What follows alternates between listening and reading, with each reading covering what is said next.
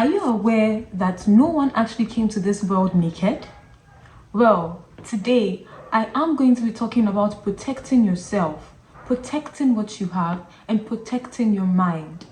Yes, I know I started weirdly and sounds a bit drifted off, but you'd understand why.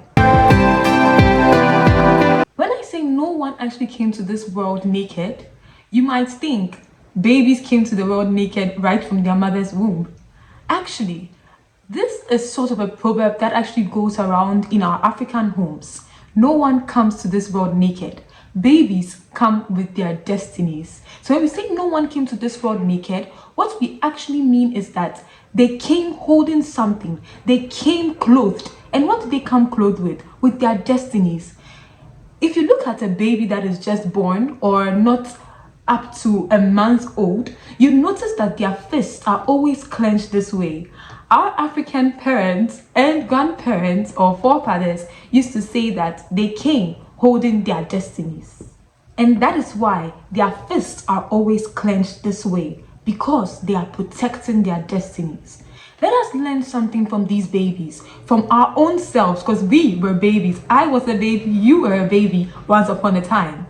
Yes, we protect our destinies right from childhood, but while we grow up, we forget that even as babies, we used to protect things that were supposed to be held dear, things that were the future of us, our destinies. We forget that we protected ourselves even as babies, and we leave ourselves to the damage and the disruptions of the world, let me put it. Even as babies, we came knowing how to protect ourselves, how to protect our destinies by keeping our fists clenched so tightly so that no one gets to read them or no one gets to snatch them away. Now, as young adults, as teens, as youth, and even as adults themselves should know and take with us lessons from babies that while we grow up, we should protect our destinies. How do we protect our destinies? By living our lives according to the will of God.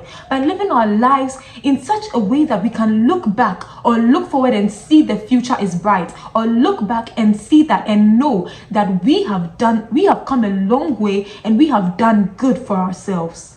Have you ever been in a situation when you are compared to your siblings, you're compared to your friends, you're compared to cousins even, and even compared to strangers that walk by? Because I have, and I know how it feels.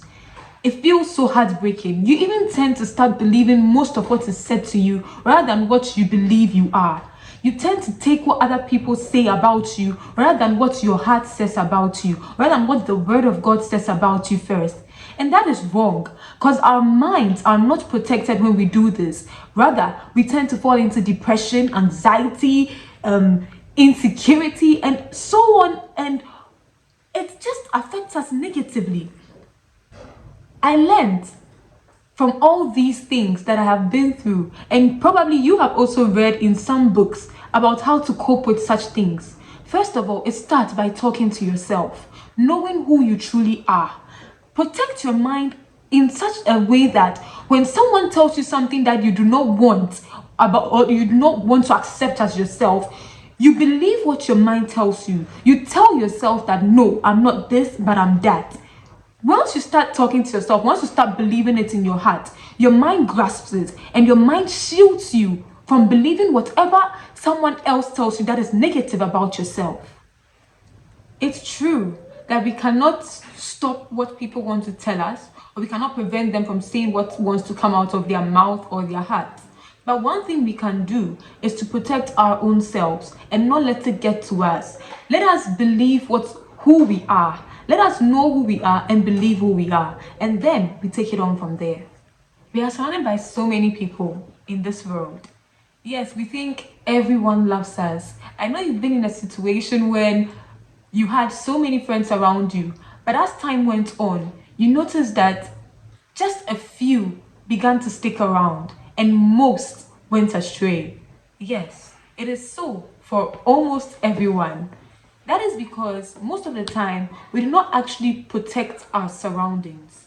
When I say protect our surroundings, what I mean is watching the people that actually come around us, watching and studying the people that associate themselves with us, those we allow into our circles. Are they truly worthy to be in our circles? Are they truly worthy to be with us? Are they truly worthy to follow us all the way?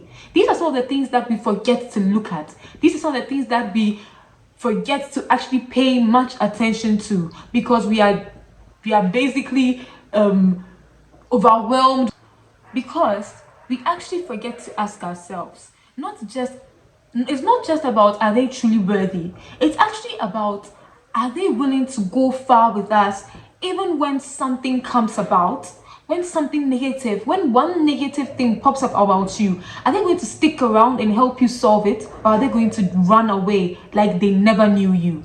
Yes, these are questions that we should ask ourselves about our surroundings. And we should also ask our own selves, that are we also worthy to be their friends? Are we also going to stick around when they need us most?